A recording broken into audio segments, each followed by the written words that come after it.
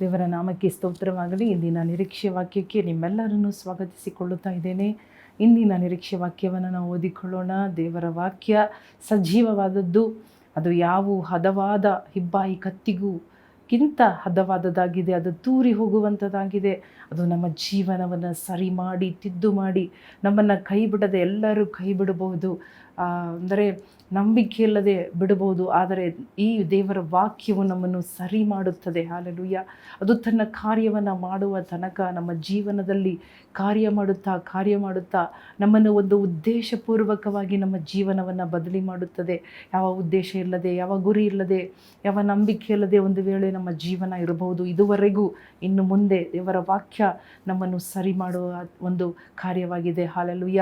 ಇವತ್ತು ಕೂಡ ನಾವು ನೋಡೋಣ ಕೀರ್ತನೆ 105, 17, 18, 19ನೇ ವಾಕ್ಯ.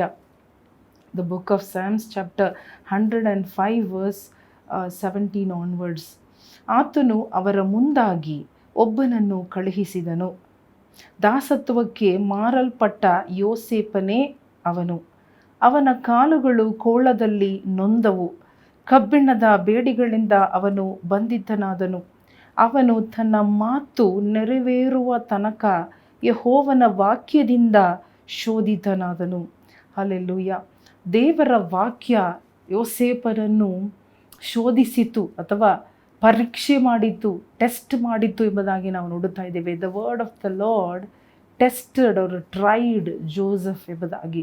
ಯೋಸೇಫನನ್ನು ದೇವರು ಕರೆದಿದ್ದರು, ಆಯ್ಕೆ ಮಾಡಿದ್ದರು ದೊಡ್ಡ ಉದ್ದೇಶಕ್ಕಾಗಿ. ಆದರೆ ಅವನು ಎಲ್ಲರಿಂದ ಹಾಗೆ ಮಾಡಲ್ಪಟ್ಟು ಅವನು ಅನೇಕ ಕನಸುಗಳು ದೇವರು ಅವನಿಗೆ ಕೊಟ್ಟಿದ್ದರು. ಆ ಕನಸುಗಳು ಈಡೇರುವುದಕ್ಕಿಂತ ಮುಂಚೆ ಹಲವಾರು ವರ್ಷಗಳಾಯಿತು. ಆ ಹಲವಾರು ವರ್ಷಗಳು ಹಲವಾರು ಶೋಧನೆಗಳಿಗೆ ಒಳಗಾದನು ಯೋಸೇಫನು ಎಂಬುದಾಗಿ. ನೋಡಿರಿ, ನಮ್ಮ ಜೀವನದಲ್ಲೂ ಕೂಡ ದೇವರು ನಮಗೆ ವಾಗ್ದಾನ ಕೊಟ್ಟಿರಬಹುದು, ದರ್ಶನಗಳನ್ನು, ಕನಸುಗಳನ್ನು ಕೊಟ್ಟಿರಬಹುದು, ಪ್ರವಾದನೆಗಳನ್ನು ಕೊಟ್ಟಿರಬಹುದು.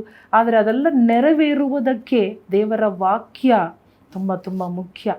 ದೇವರ ವಾಕ್ಯ ಯೋಸೇಫನನ್ನು ದೇವರು ಆಯ್ಕೆ ಮಾಡಿ ಬರಗಾಲದಲ್ಲಿ ಜನರಿಗೆ ಆಹಾರ ಉಂಟಾಗುವುದಕ್ಕೆ ಯೋಸೇಫನನ್ನು ಮುಂದೆ ಕಳುಹಿಸಿದರು.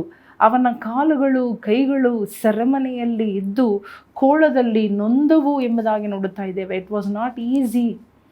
ಆ ದೇವರ ವಾಗ್ದಾನ, ಆ ಅರಸನ ಪಟ್ಟ, ಯೋಸೇಫನು ಆಮೇಲೆ ಅರಸನಿಗೆ 2ನೇ ಸ್ಥಾನಕ್ಕೆ ಗವರ್ನರ್ ಆಗಿ ಬದಲಾದನು, ಮಂತ್ರಿಯಾದನು. ಆದರೆ ಅದಕ್ಕಿಂತ ಮುಂಚೆ ದೇವರ ವಾಕ್ಯ ಅವನನ್ನು ಸರಿ ಮಾಡುತ್ತಾ, ಅವನನ್ನು ಶೋಧಿಸುತ್ತಾ, ಅವನನ್ನು ತಿದ್ದುಪಾಟು ಮಾಡುತ್ತಾ, ಅವನನ್ನು ರೆಡಿ ಮಾಡುತ್ತಾ ಇತ್ತು. ಹಲ್ಲೆಲೂಯಾ. ದೇವರ ವಾಕ್ಯ ನಿಮ್ಮನ್ನು ರೆಡಿ ಮಾಡುವಂಥದ್ದಾಗಿದೆ. ದೊಡ್ಡ ಒಂದು ಪದವಿಗೆ, ದೊಡ್ಡ ಒಂದು ಆಶೀರ್ವಾದ, ದೊಡ್ಡ ಒಂದು ಉನ್ನತಿ ದೇವರು ನಿಮಗೆ ಇಟ್ಟಿದ್ದಾರೆ. ಅದಕ್ಕೆ ದೇವರ ವಾಕ್ಯ ನಿಮ್ಮನ್ನು ರೆಡಿ ಮಾಡುತ್ತದೆ. Hallelujah.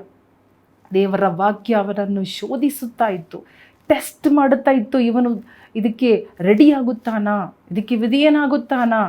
Before he comes to a position, before he receives the blessing, ಆಶೀರ್ವಾದ ಹೊಂದಿಕೊಳ್ಳುವುದಕ್ಕಿಂತ ಮುಂಚೆ ಎಲ್ಲ ಪ್ರಾಸೆಸ್, ಈ ವಾಕ್ಯ ಅವನನ್ನು ಟೆಸ್ಟ್ ಮಾಡುತ್ತಾ ಇತ್ತು, ಶೋಧಿಸುತ್ತಾ ಇತ್ತು. ಅದಕ್ಕೆಲ್ಲ ಅವನು ಹಲ್ಲೆಲೂಯಾ ವಿಧೇಯನಾದನು. ಯೋಸೇಫನು ಪಾಪವನ್ನು ಬಿಟ್ಟು ಓಡಿ ಹೋದನು. ಪಾಪ ಮಾಡದೆ ತನ್ನನ್ನು ಕಾಪಾಡಿಕೊಂಡನು.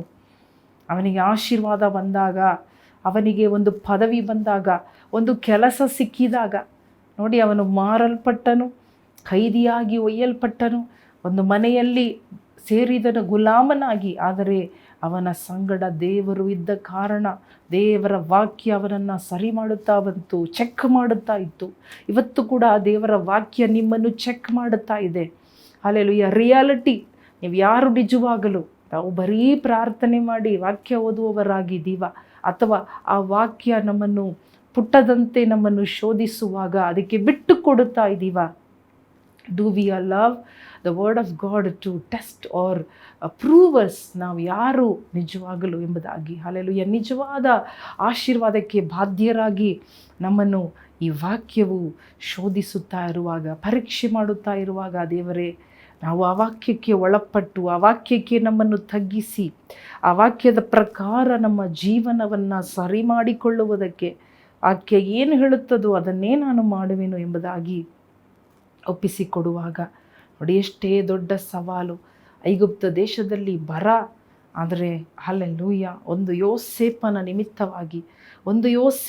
ನಿಮಿತ್ತವಾಗಿ ವಾಕ್ಯಕ್ಕೆ ವಿಧೇಯನಾದ ಯೋಸೇಫನು, ವಾಕ್ಯ ತನ್ನನ್ನು ಶೋಧಿಸಿದಾಗ ಅದಕ್ಕೆ ಬಿಟ್ಟುಕೊಟ್ಟ ಯೋಸೇಫನಿಂದ ಎಲ್ಲ ಭೂಮಿಯ ರಾಷ್ಟ್ರಗಳು ಆಹಾರದಿಂದ ತೃಪ್ತಿಯಾಯಿತು. ಅವನ ಕುಟುಂಬ, ಅವನ ಸಹೋದರರು, ಅವನ ತಂದೆ ಎಲ್ಲರೂ ಕೂಡ ಒಂದು ದಿನ ಕೂಡ ಆಹಾರದ ಕಡಿಮೆ ಇಲ್ಲದೆ 7 ವರ್ಷ ಬರಗಾಲದಲ್ಲಿ ಯೋಸೇಫಿನ ನಿಮಿತ್ತವಾಗಿ ಭೂಮಿಯಲ್ಲಿರುವ ಎಲ್ಲ ದೇಶಗಳಿಗೆ ಆಹಾರ ಕೊಡುವಂತೆ ಒಂದು ವ್ಯಕ್ತಿಯನ್ನು ದೇವರ ವಾಕ್ಯವು ಬದಲಿ ಮಾಡಿತ್ತು, ಸಿದ್ಧ ಮಾಡಿತ್ತು. God wants to prepare you today. God wants to make you ready for such a purpose, a great task. ಒಂದು ದೊಡ್ಡ ಉದ್ದೇಶಕ್ಕಾಗಿ ದೇವರ ವಾಕ್ಯ ಇವತ್ತು ನಿನ್ನ ನೇರವಾಗಿ ಬರುತ್ತಾ ಇದೆ. ನಿನ್ನನ್ನು ಸಿದ್ಧ ಮಾಡುವುದಕ್ಕಾಗಿ ರೆಡಿಯಾಗು.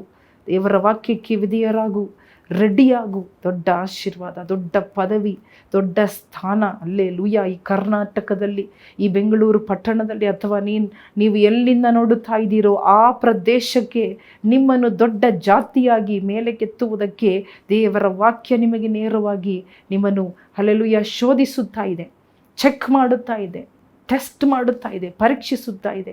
ಅದಕ್ಕೆ ತಗ್ಗಿಸೋಣ, ಒಪ್ಪಿಸಿಕೊಡೋಣ. ದೇವರ ನಾಮದಲ್ಲಿ ಬೇಡಿಕೊಳ್ಳುತ್ತೇವೆ ನಮ್ಮ ತಂದೆಯೇ.